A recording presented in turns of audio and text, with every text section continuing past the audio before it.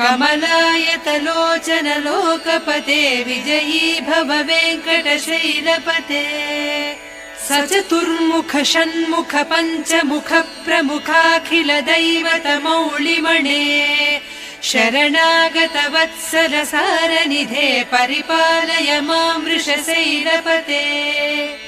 अतिवेलतया तव दुर्विषहैरनुवेल कृतैरपराधशतैः भरितं त्वरितं वृषशैलपते परया कृपया परिपाहि हरे अधिवेङ्कटशैलमुदारमतेर्जनताभिमताधिकदानरतात्